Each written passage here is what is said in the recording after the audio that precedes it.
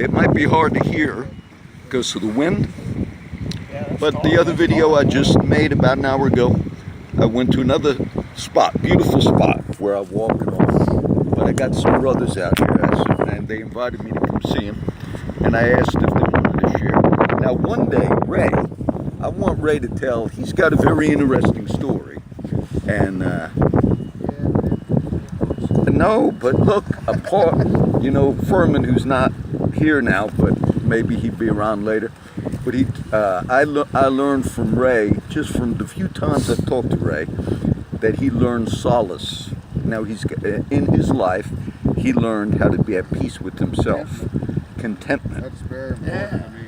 And he's got very interesting stories, but he's not talking. Now, I'm talking with Bill. You've seen Bill before, and I asked him, I said, you want to say a word? Bill? Sure. What is the journey at this stage of life, and what are the things that you look forward to right now? Well, for me, this is the best part of my life. At 54 years old, I could actually say I'm happier than I've ever been.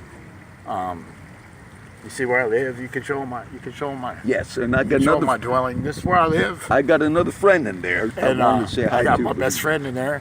He's laid out. He's young, lazy. Yes. That's my best buddy. JJ's been on a video the other day. Yeah, JJ's. Then you see JJ. He's a worthy friend. That's one of the good things in my life. I know about contentment and solace too. That's what I found here. The last video I did for John was over Yes. on an oil road just right over there. Yeah. And now I'm back down here in the same spot. I moved around quite a bit since then, and quite a bit's happened. If I wrote it all down, you'd think I was a liar. But this is Flower Bluff, and things happen here. I've told some of your stories, Bill. I mean, Cool. yeah, pretty much, you did some. You want to share a little bit of the journey? Sure. Sure. I was this part of my life right now. I'm Bill. I grew up. My dad was Major John Robert Hagan, United States Marine, Medal of Honor winner, and he was the first Marine to go through the Army Ranger School, and he was a super duper paratrooper and all that. So I grew up having to be that all my life from the time I was about 5 years old, and I did all that, and I did well, and I did everything he did but die, and win the medal, of course, but I did get a star. And then I got out of the military, and I had to be my dad all my life, so I got in trouble selling a little bit of marijuana, a couple 100 pounds, and Let me make sure I'm on. Yes, just the other day we talked 20 minutes and I wasn't on. And now you're the story. I don't want to miss it. They took my home away from me. I had a $171,000 home, and a high maintenance girl, and the toys and the things that people think are important. But none of those things are important. Those are the things that make you miss the important things. If you're all wrapped up in just the next cell phone or the next set of rims or the new car or whatever, you miss the little important things, the friendships, the special things, the moments, the little gifts people give you. Life is a journey, and it's a journey of growing and awakening, and you're supposed to get better and better. If you're staying the same or the status quo, then I'd say you're not fulfilling your own responsibility in your journey, because you owe it to yourself to find out who you are and what you are. And at this stage of my life, now I'm Bill again. Before I got out of prison, I did a long prison term for that marijuana, and before I got out, I had this picture of myself when I was young, and I was looking at it, and I was trying to think, what did it feel like to be that person? Because I didn't know that person anymore. But now,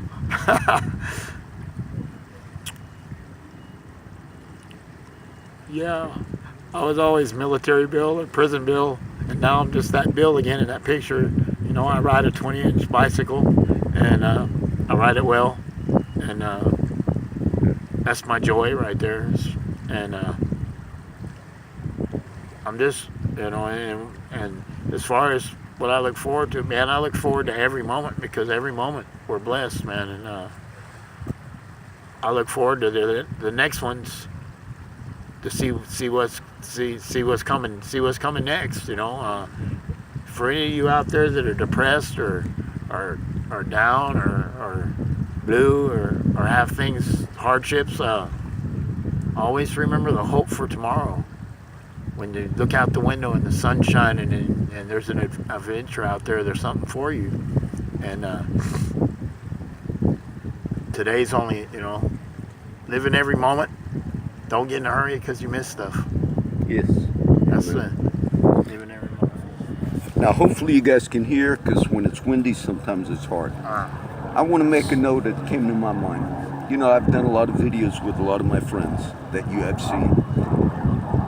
And a lot of my friends that live in this part of Corpus Christi, but we call it Flower Bluff, I notice over the years, and sometimes my friends get into it with my other friends.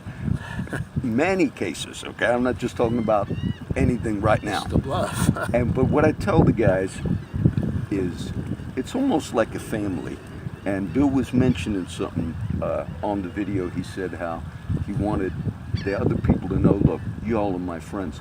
And the way I do this, I always consider it ministry. So if one of my friends gets into it with one of my other friends, which has happened many times, I never say later, oh, I can't hang out with this one, I'm not going to. So I try to always play the neutral ground. And I've had friends of mine tell me later, Crow said it a few times, you know, John, you don't hold stuff against us. And one of the scriptures I've been teaching recently, it's going to come up like in a few days, Colossians 3. It says, if any man has a quarrel against any, as God for Christ's sake has forgiven you, so also do the same.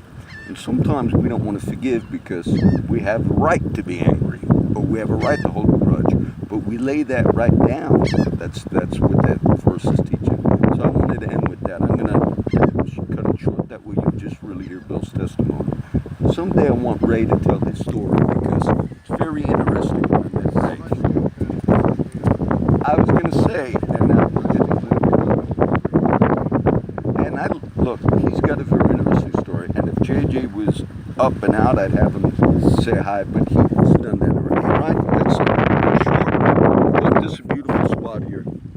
And I've been walking out here for years. Yeah, I'm homeless. You see my home? You see my front yard? Say, how much would you pay for all that? I'm homeless. You see? Dwell. Jesus said, he said there were 12 hours in a day. The Jewish day was a 12-hour day. And then he says, if any man walks during the day, he has the light of this life, and he will not sleep. And you know, we are created to be active. And people that are in some of these nice homes, and Bill knows I live in a fairly nice home right back there, I don't think I'd survive if I had to sit in that house. Everybody that knows me knows that. I'm in the garden outside all day. I could not spend one day sitting around watching TV. But you know, we have opportunities that are waiting for us. And so I would just encourage those. I was going to say, sometimes we think, like, what's the goal?